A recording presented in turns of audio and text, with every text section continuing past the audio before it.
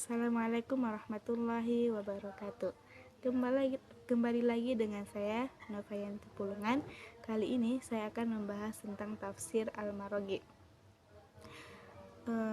Baik, saya akan terlebih dahulu menjelaskan biografi dari penulis kitab ini. Adapun nama lengkap beliau adalah Al-Maraghi Ahmad Mustafa bin Muhammad bin Abdul Mun'im Al-Qadi Al-Maraghi. Beliau lahir pada tahun 1883 di kota Al-Maraghi, yaitu sekitar 700 di Provinsi Suhaj, sekitar 700 km arah selatan Kairo. Beliau berasal dari keluarga ulama intelek. Di masa kecilnya, orang tuanya menyuruh beliau untuk belajar Al-Quran dan juga belajar bahasa Arab. Selanjutnya, beliau memasuki masa pendidikan dasar dan juga menengah. Ketika usia pendidikan, beliau dimasukkan oleh orang tuanya ke madrasah di desanya sendiri, yaitu di sana beliau belajar Al-Quran.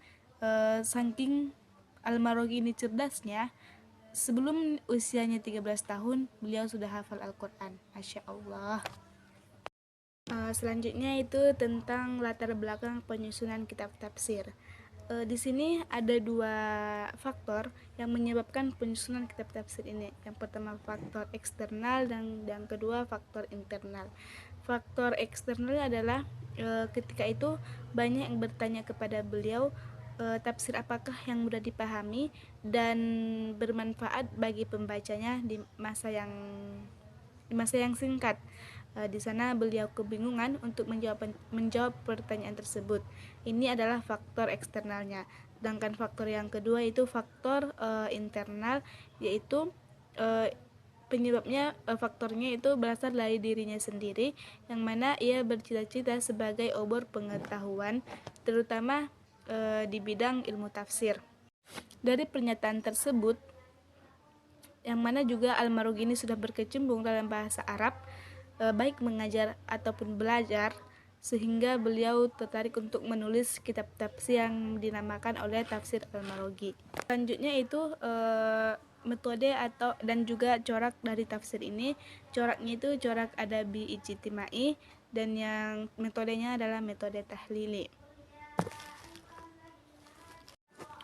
Adapun karakteristik dari tafsir Al-Maraghi ini adalah yang pertama menggunakan bahasa yang mudah dipahami, yang kedua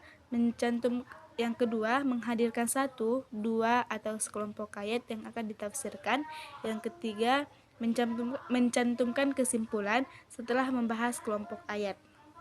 Kuliah di Fakultas Dar al-Ulum Kairo yang dahulunya merupakan perguruan tinggi tersendiri dan sekarang menjadi cabang dari Cairo University.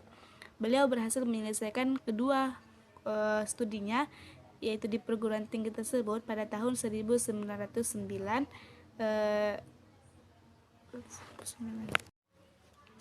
Di samping itu, beliau juga belajar ilmu tajwid dan juga dasar-dasar ilmu syariah, sampai beliau menamatkan pendidikannya yaitu di tingkat menengah. Pada tahun 1314 Hijriah, orang tuanya menyuruhnya untuk meninggalkan kota tersebut untuk melanjutkan pendidikannya itu ke Kairo Al-Azhar. Di sana beliau mempelajari beberapa cabang ilmu seperti bahasa Arab, balaghah, tafsir, ilmu Al-Quran, hadis, fikih, usul fikih, akhlak, ilmu falak, dan lain sebagainya. Yang keempat yaitu menghindari penafsiran tentang sains, dan yang kelima menghindari penjelasan Israiliyat. Mungkin hanya ini yang bisa saya sampaikan, kurang dan salahnya saya mohon maaf. Assalamualaikum warahmatullahi wabarakatuh.